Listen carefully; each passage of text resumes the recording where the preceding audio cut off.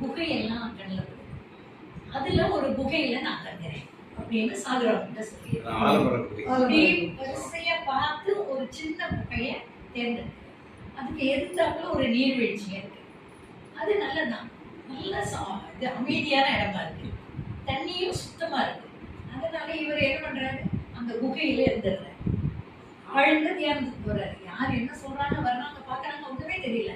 அவரா வெளியில எழுந்திரிச்சு வந்தா யாரையாவது பாக்குறாங்க, இல்லைன்னா ஒருத்தரையுமே அவரு கண்டுக்கல, உணர முடியல. மனிதர்களுடைய பிரசன்ஸ உணர முடியல. அந்த அளவுக்கு இறைவனோட ஒன்றுறாரு.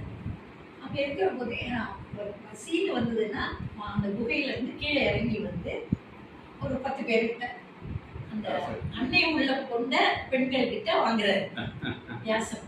அந்த அரிசியை கொண்டு போய் ஒண்ணுமே போடாம பொங்கிடுறாரு. பொங்கி அதைத்தான் சாப்பிடுறாரு ஒரு வேளை, அவ்வளவுதான். அப்புறம் மறுபடியும் அந்த தியானம் ஆரம்பிச்சு இப்படியே போகுது. இப்படி போற போது திடீர்னு இங்க இருந்து கிளம்பணும் அப்படிங்கிறது வந்துருக்கு. அது எங்க ராமனுக்கு மட்டும்தான் தெரியும். அப்புறம் வர்றாரு, சாகுராமோட வெளியில வர்றாரு. வந்து என்ன பண்றாங்க, ரயில்வே ஸ்டேஷனுக்கு தான் போறாங்க. எல்லா இடத்துலயும் ரயில்வே ஸ்டேஷன் தான். அந்த ட்ரெயின் எங்க போகுதோ அங்க இறங்கிக்கிறாங்க, இல்ல இறக்கி விட்டுட்டா அங்கேயே இருக்கிறாங்க.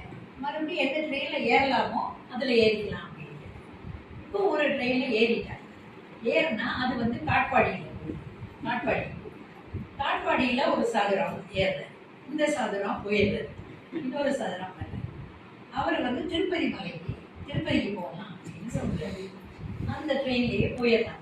போய் இறங்கி அந்த மலையை நோக்கி நடக்கிற போது அது நடக்க 700 படி 700 ஏறியாச்சு. ஆனா இன்னும் போய்கிட்டே இருக்கு. ஆனா இவ்வளவு தூரம் ரொம்ப ஒரு மாதிரி சோர்ந்து போனாங்க. ஆனாலும் ஏறுறாங்க. இப்படி ஏறி கிட்டத்தட்ட நடுராத்திரி கிட்டக்க மலை உச்சிக்கு போயிடலாம். அங்க கோயில் வாசல் திறந்தது. அவங்க குளிர மலை பிரதேசம், நல்ல குளிர். அந்த இவங்க போன சீசன் வந்து அந்த மாதிரி குளிர். அதுல நல்லா நெருப்பு மூட்டி குளிர் காந்துக்கிட்டு இருக்கிறாங்க ஒரு குரூப். இவங்களும் 2 பேரும் போய் அங்க உட்காந்துக்கிறாங்க. போய் உட்கார்ந்து கொஞ்ச நேரத்துல அந்த குளிர்லாம் ஓரளவு குறைஞ்சிருக்கு.